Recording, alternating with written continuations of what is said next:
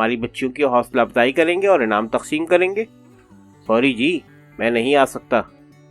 वाह, आप अपने आप को समझते क्या हैं?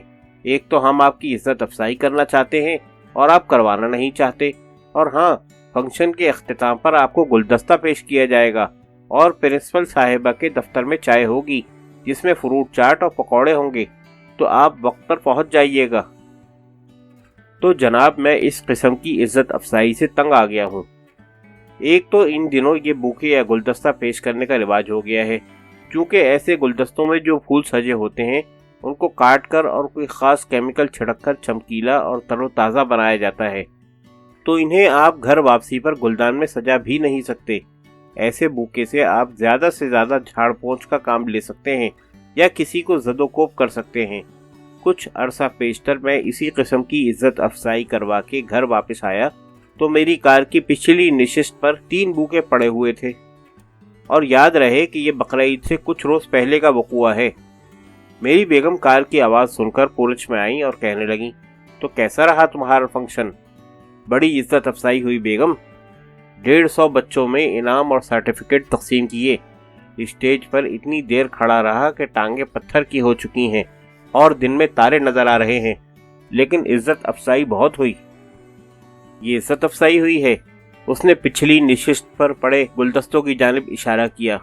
बिल्कुल, आम किस्म की शख्सियात को तो सिर्फ एक बूका पेश किया जाता है, मगर मेरी इतनी इज्जत अफजाई हुई कि 3 बूके पेश किए गए।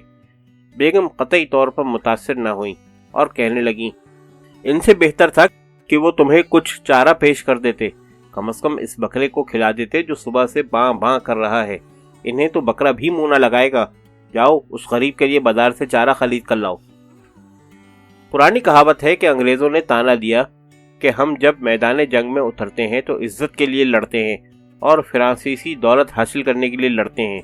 इस पर फ्रांसीसी हजरात की जानिब से जवाब आया कि बिल्कुल दुरुस्त फरमाया, क्योंकि जिस कौम के पास जिस चीज़ की कमी होती है वो उसी के लिए लड़ती है।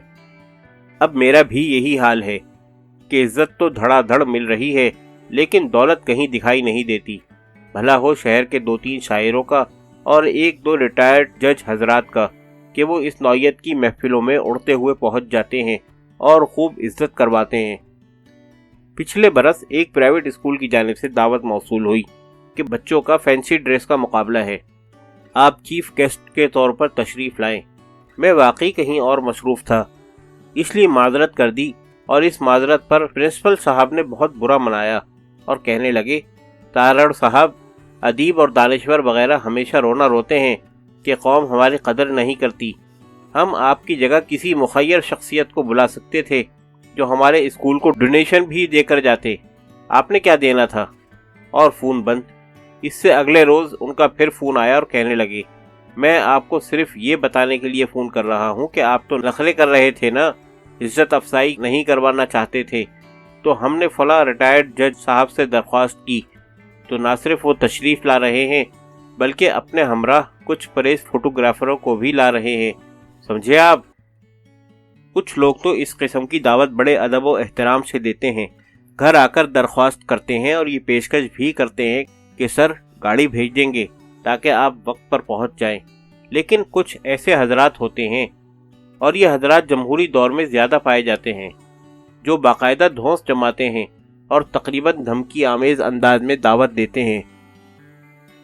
जी, आप बोल रहे हैं? मैंने आप ही से बात करनी थी। मैं फलां स्टूडेंट यूनियन के सेक्रेटरी जनाब फलां की तरफ से बोल रहा हूँ। हम तालीम के फ़रोग़ के लिए किताबों का मेला मुनाकिद कर रहे हैं, जिसमें आपको शमूलियत की दावत है। पूरे वक्त पर पहुँच जाइएगा। यूनियन का नुमाइंदा गेट पर होगा।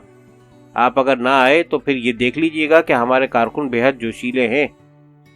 रेडियो पाकिस्तान के अवार्ड्स की एक ज्यूरी में अशफाक अहमद साहब के हमरा मैं भी था।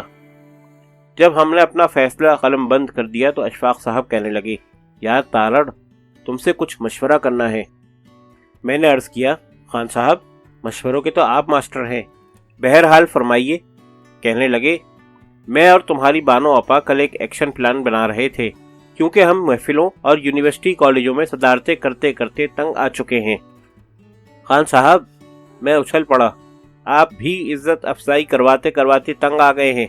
सुभान अल्लाह। तो क्या एक्शन प्लान बनाया बानो आपा के साथ?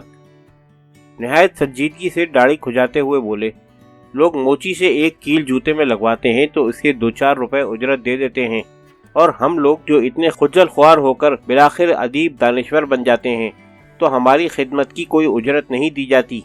चुनाचे तुम्हारी बानो आपा ने तय किया है कि आइंदा फंक्शन की सदारत के लिए 10,000 रुपये, फीता काटने के 5,000, तकरीर करने के 15,000 और फी तस्वीर 1,000 रुपये। क्या ख्याल है?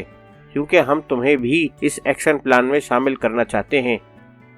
अशफाक साहब का एक्शन प्लान है तो निहायत उम्दा, लेकिन मुझे डर है कि इज्जत अफसाई के शौकीन कुछ दानिश्वर और रिटायर अफसर इसे सबूताज कर देंगे, बल्कि अपने पल्ले से इतनी रकम देकर सदारतें करते रहेंगे।